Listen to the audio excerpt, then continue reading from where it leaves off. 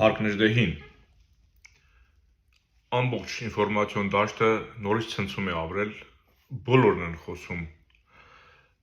պատերազմի Նիկոլի հայտարարությունից, որ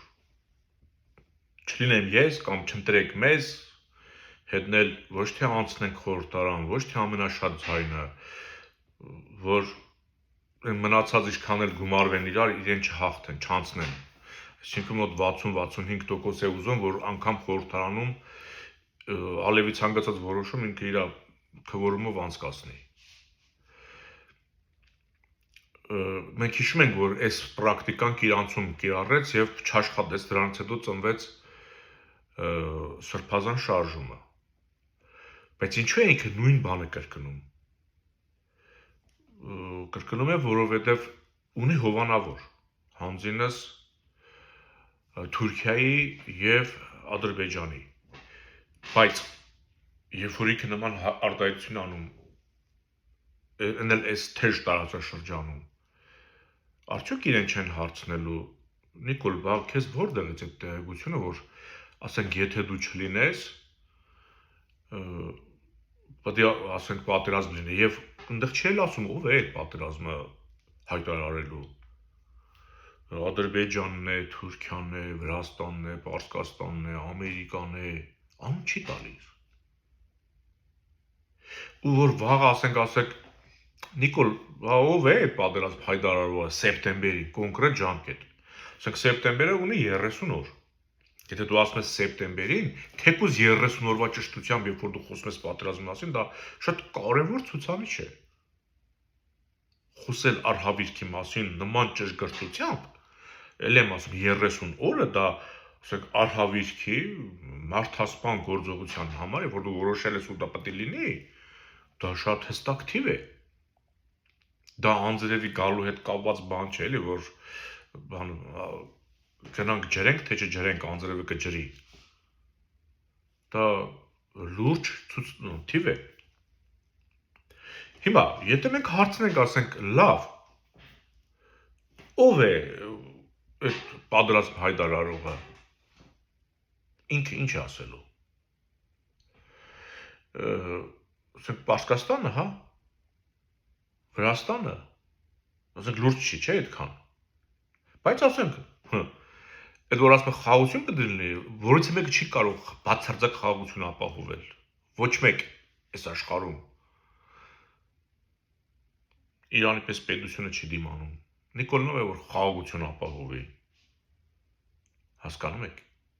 Բայց հարցը չէ, ով է պատերազմ հրահրելու։ Եթե դու ասես Ադրբեջանն է, դու դրանով Ադրբեջանին հարված տակ ես դնում։ Ասենք կարող է, չէ՞, ասենք վաղը Իլհամ բանը Թրամփն ասի Իլհամ, այն որ դուք օգոստոսի 8-ին եկաք ինչ-որ թուղթ ստորագրեցիք, էլի, թղթանման բան, դա պայմանագիր չի, դա խաղաղության փաստաթուղթ չի, դա ոչ մի բան է իրականում։ Լավ, ասենք թե, էլի, Թրամփն էլ դե Նիկոլի պես է մտածում, ասենք խաբելով անցնի առաջ։ Ասենք ասի, բա տղա, դու եկար թղթի տակ ստորագրեցիր, բան, այս ինչի՞ ես բան հայերին սպառնում պատերազմով։ Ասենք, բա Իլհամն ասի, ես նման բան չեմ ասել։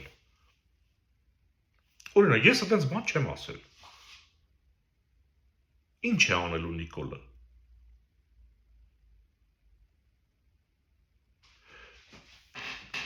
Դուք հասկանում եք, չէ՞, որ ասենք մարդը, երբ որ ասենք ծրագիր չունի, այսինքն իր նպատակը քանդելն է։ Ինքը անդադ պատերազմով շանտաժ է անում։ Բայց մենք տեսանք, չէ, 20 թվականի 44 օրյայից հետո Արցախի հայաթափելուց հետո նորից լսում ենք, որ դիրքեր կան, որ Ադրբեջանը նորից առաջ է եկել։ Այս Արցախը հանձնելուց հետո էլ։ Որ առաջ խաղացում կա, այդ Վարդենիսում տեսնել, որ նորից առաջ խաղացում կա։ Գարնան գալիս թե դրանք ծնհալի հետ առաջ են գալիս։ Ինչ պարտադիր է պատերազմ լինի։ Մարդիկ առաջ են գալիս։ Եվ մեզ վախեցնել պատերազմով։ Ասենք դա լուրջ է, հա։ Հիմա պետք է ասենք Իլհամին հարց տրվի։ Տղա, դու ես ասել Նիկոլին, որ պատերազմ ենք անելու։ Եթե դու ես ասել, այսինքն դու Նիկոլին ուզում ես Հայաստանում նշանակել վարչապետ, մենք պետք է հասկանանք արդեն, որ Նիկոլի թիկունքը ով է։ Եթե Ալիևն է պատերազմը սպառնում, նշանակում է Նիկոլի աջակիցը երաշխավորը դա Ալիևն է։ Արդյոք Ալիևի երաշխավորին մարդը պետք է գնա նորից ընտրի։ Մտածելու տեղիք է չէ տալիս։ Այսինքն ընտրել Նիկոլին նշանակում է ընտրել Ալիևին։ Եթե Ալիևը վախեցնում է պատերազմով, էլ եմ ասում, կարող է գնանք մի Ալիևին հարցնենք, ասում ես դες բան չեմ ասել։ Ես չեմ ասել որ պատերազմ եմ անելու։ Մարդիկ խելոք ինչ ուզում են տալիս են, ինչ կարիք կա պատերազմի։ Հասկանում եք, չէ՞։ Հիմա լավ։ Ասենք թե Նիկոլը չեղավ պատերազմ է լինելու։ Հələ եկեք այդ տեսանկյունից նայենք։ Երբ է պատերազմ լինում։ Այդ 44 օրյա պատերազմը ինչու եղավ։ Կար Ռուսաստան, կար Թուրքիա, իրար հետ առևտուր արեցին, որոշեցին Իլհամի Նասին հարձակվի, մենք հայերի ձեռքեր կապել ենք։ Դա որից մեկը չի կարող հերքել։ Որտեղ անգամ հոպը, այն որ պետք է փագեր երկիր չէր փագում։ 16 թվին Արապապյանը դրա մասին ասեց։ Այն 100-ից հետո, երբ որ որոշեցին ռուսները հոպը վերցնել մեր ձեռքից, համատեղ են ասում, բայց դա իրենք մեր ձեռքից վերցրել են։ 100-ից հետո, որ տեսան, չէ, թուրքերը չեն կարողանում առաջ գալ, այսինքն մենք աշխատում ենք նորմալ, ձեռնից վերցրեցին, որ հաջորդ պատերազմի ժամանակ Արապապյանը հենց այդ տեսեք 16 թվին է 44-ից 4 տարի առաջ ասում էր կտեսնեք որ հաջորդ պատերազմի ժամանակ այդ հոպը չի աշխատելու եւ չաշխատեց։ Հիմա Ռուսաստանը այն չի որ Ադրբեջանին աջակցի։ Թուրքիայի խնդիրները շատ են։ Այս Պարսկաստանի պատերազմով քրդերը ավելի են ակտիվանում։ Եվ Թուրքիան համար 1 խոցելի պետությունն է քրդերի կողմից այս պահին արդեն։ Էլ Իրանը չենք հաշվում։ Իրանին երբ ուզեն, ոնց ուզեն կխոցեն, որովհետև իրենք գնացին ամենավատ տարբերակին։ Ոչնչացված է իրենց չգիտեմ, տնտեսության, ռազմապաշտպանության, չգիտեմ, անվտանգային համակարգի զգալի մասը։ Անգլուխ ոց են սարքել Ալիևին, Իրանին։ Հասկանում եք, այդ վիճակի մեջ են գցել, ինչքան էլ թռցնում են, կրակում են, բայց իրենք այդ ինչ որ ոչնչացվել է Իրանում, դրանք տասնյակ տարիների ընթացքում սարքված, կառուցված շինություններ, կառույցներ, համակարգեր էին։ Այդքան իրենք շպրտվեցին հետ։ Հիմա ասենք Իլհամը, ասենք որպեսզի պատերազմը սկսի, իրեն երաշխավորներ են պետք։ Արդեն այլ երաշխավոր է պետք, էլ ռուսը չկա։ Թուրքիան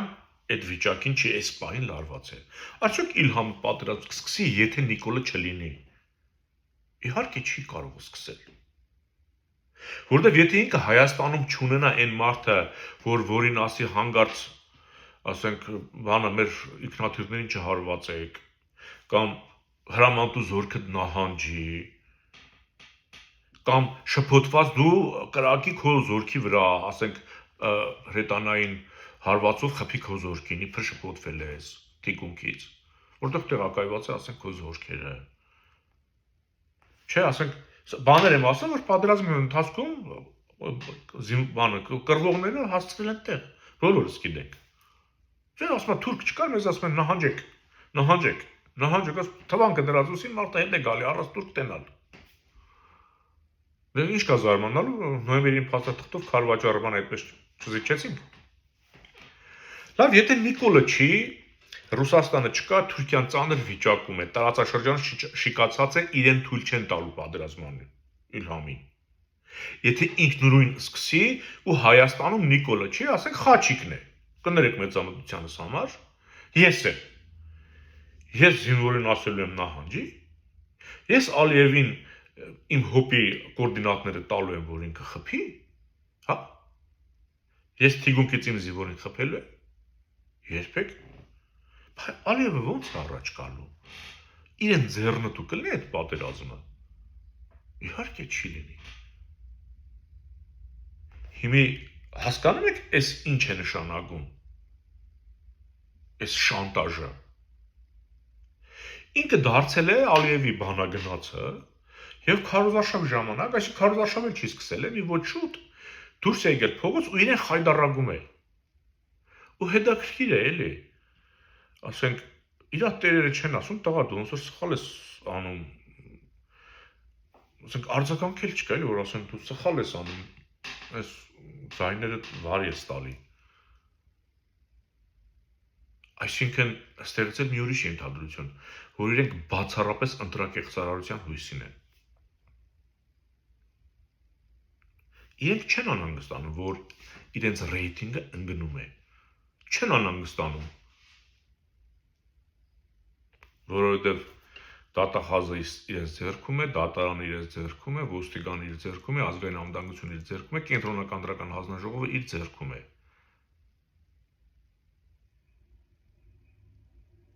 Այսինքն նա ոչ մի բան չի վախենում, ուղղակի ժողովրդի գլուխը մտցնում է, սարսափեցնում է, որ պատերազմ։ Այն անգամ մի տեսանյութ տեսա, որ մի մարդու կանգնացրին, ասին, որ Նիկոլն ասում է, որից չընտրեք, պատերազմ կլինի, ասում է, թող լինի։ Այսինքն պատերազմը այդքան վախենալու չէ, ինչքան որ Նիկոլի մնալն է։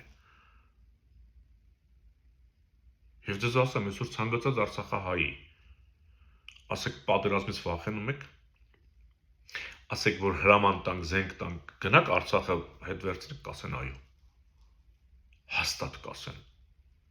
Մեծամասնությունը, ճնշող մեծամասնությունը։ Թվեր չեմ սիրում ասել, որովհետև առանց հարցումների, առանց անալիզների ես թվեր